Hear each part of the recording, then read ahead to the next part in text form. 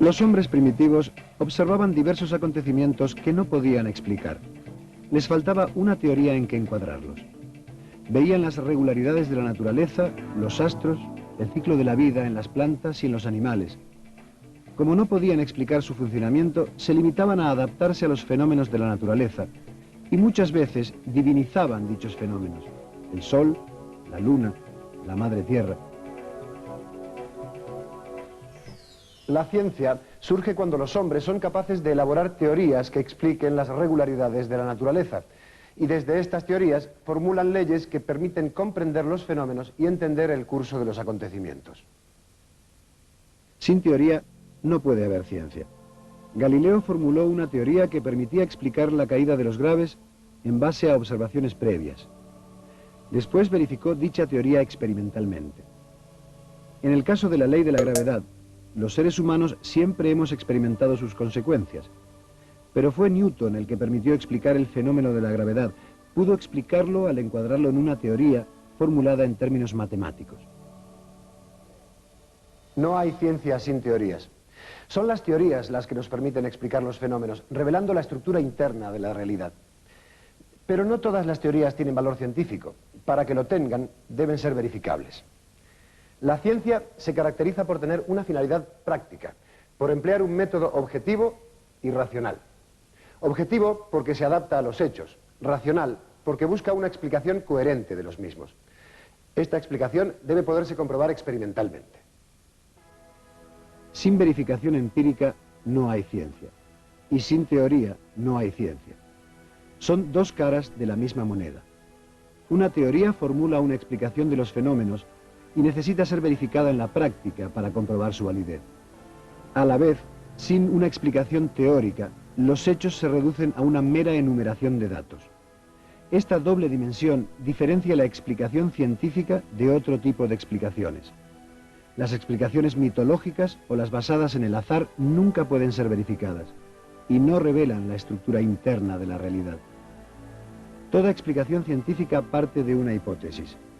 Verifica sus consecuencias y así comprueba si dicha hipótesis revela la estructura interna de la realidad.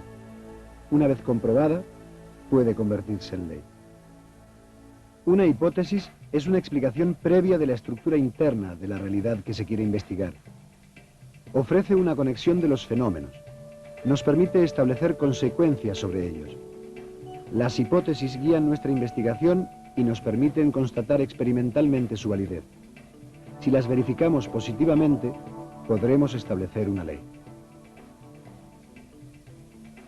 Según el científico Albert Einstein, solo la teoría decide lo que se ha de investigar.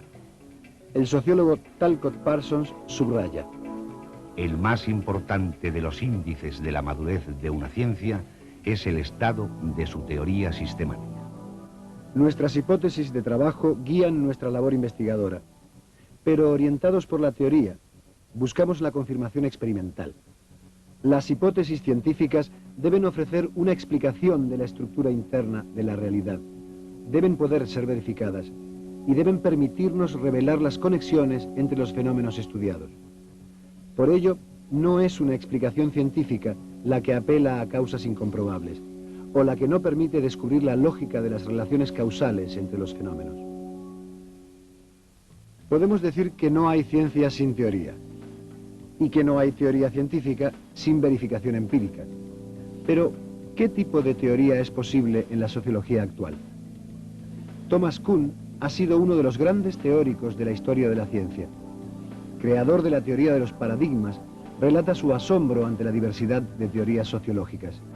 Pasar un año en una comunidad compuesta principalmente de científicos sociales hizo que me enfrentara a problemas imprevistos sobre las diferencias entre tales comunidades y las de los científicos naturales entre quienes había recibido mi preparación.